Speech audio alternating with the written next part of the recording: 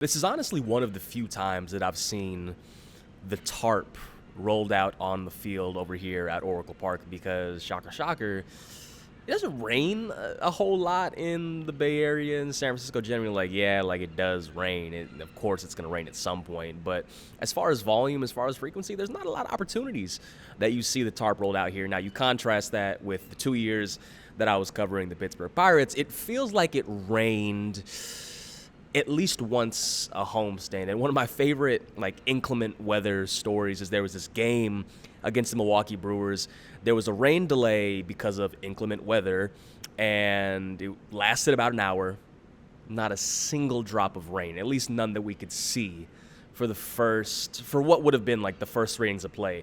We get to all the way to the 9th inning, and then just as this game's about to wrap up, the clouds part and it just pours and the players have to come off the field. So in that sense, I have been privileged that this is the city, this is the ballpark that I cover. But even as the rain kind of starts to sprinkle on down here as we get to about 5:42, Warriors are playing over there at Chase Center just about now. They don't have to worry about that.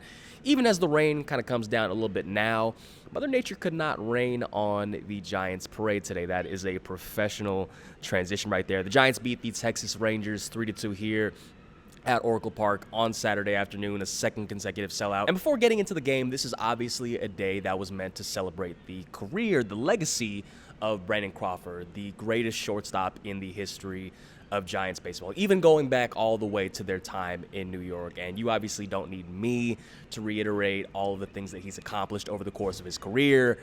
I'm going to do so anyway. The most games played by any shortstop in Giants history, 2 World Series championships, 1 Silver Slugger Award, 3 All-Star appearances, 4 Gold Glove Awards, and during the pregame speech, I think it was Dave Fleming and Hunter Pence both said that he probably could have earned a lot more Gold Glove Awards over the course of his career. And funny enough, one of the guys that prevented Crawford from earning more gold was Nick Ahmed, former Giant, who was starting for the Texas Rangers and made a couple of really nice defensive plays in the first couple innings. But again, we'll get into that later. Dave Fleming led the proceedings over here and was followed by speeches from Larry Baer, Buster Posey, Hunter Pence, and then finally we got a chance to speak from Crawford. And one of the funny things that Crawford said, and this is how I led off my story, Crawford has played in front of some of the brightest lights in baseball, the biggest stages, as I mentioned. He's played in the World Series. He's played in All-Star games. He's played in pretty much everything else in between. But standing on the infield, standing at the podium this afternoon in front of a sellout crowd, I think maybe some people were still trickling in, but in front of thousands of people, it was by far the most nervous that he'd ever been. And it was also the longest speech, at least that's what he told us, that he's ever had to make. And you can kind of sense it a little bit, even though he kind of on the outside, he was able to keep his cool. He wasn't stuttering a whole lot, but you can kind of sense that, having all eyes on him wasn't exactly something that he was exactly 100% comfortable with, and he admitted that to us. Of course, over the course of career, whether it was making outstanding defensive plays or hitting walk-offs here or any of the number highlight plays that he had in between, there was certainly always going to be a lot of eyes on him. Now, as far as the game itself, got off to another kind of inauspicious start, which has kind of been a little bit of the norm for the Giants, especially as they've had a lot of comeback wins here. Robbie Ray allows a run in the first inning, allows a run in the third inning, and you kind of get the sense here that the Rangers might be spoiling what had been an otherwise celebratory day for the Giants. But things kind of begin to flip beginning in the top of the 4th inning when you start to see Ray's velocity tick upwards a little bit. It had been in maybe the 92, 93 mile per hour range in those first couple innings and starts to trend upwards to maybe 94, 95.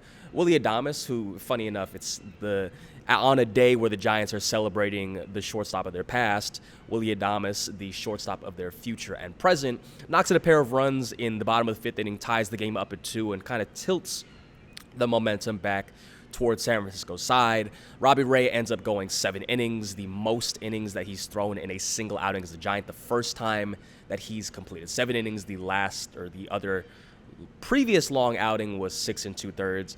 Ends up finishing today's outing with 8 strikeouts. I believe it was to just 1 or 2 walks. Wasn't a whole lot, but regardless of how you slice it, it's arguably the best start that Robbie Ray has had in a Giants uniform, and it's especially important given that his last outings he's gone 4 innings, and 5 innings, and so just hasn't been able to consistently provide the length that the Giants are going to need out of their starting rotation. Now, getting into the 9th inning, this is a 2-2 game. Ryan Walker enters, and we've talked about how Walker has had arguably the worst week of his major league career leading up to this point, even with the clean outing that he had.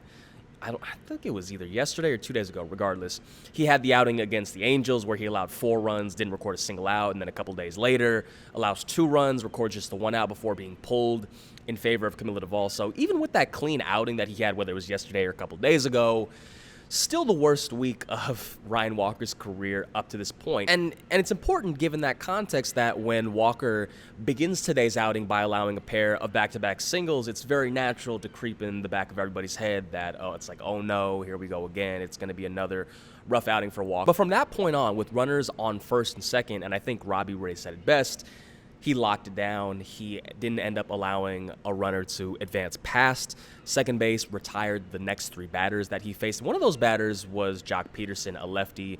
Melvin did have fellow left-handed pitcher rather, Eric Miller warming up in the Giants bullpen, and when he was asked after the game why he didn't go to Miller in that situation, Melvin said that if he went to Miller, the Rangers were going to contrast or rather combat that move. That's not the right word I'm trying to use.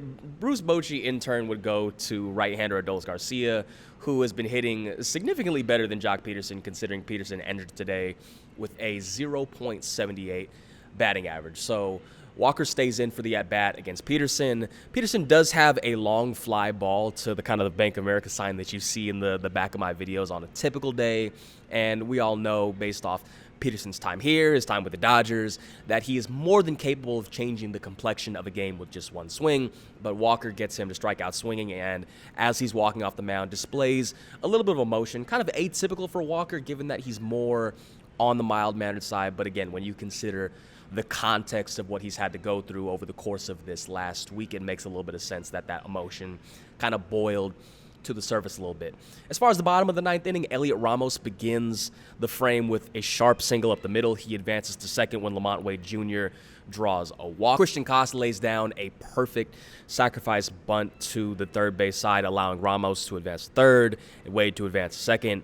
Sam Huff was originally slated to hit, and it kind of would have made for a fun little narrative given that the Rangers were his former team, the team that drafted him, the team that he made his major league debut with, the team that he pretty much did everything with as far as firsts go. But Melvin elects to have Bailey hit for Huff. Bochy then counters with a left-hander, forcing Bailey, instead of hitting from the left side, to the right side, and that ends up working in Bailey's advantage. First baseman Jake Berger was shifted over more towards the right, kind of more towards second base than you normally would see a first baseman. And on the very first pitch that Bailey sees, he flips a 56.6 mile-per-hour line drive into right field. Ramos is able to easily score, and the Giants win their 4th walk-off of the season. They improve to 18-10 on the season, and now they enter tomorrow's day game with an opportunity to cap off this game of 17 games in 17 days with another series win.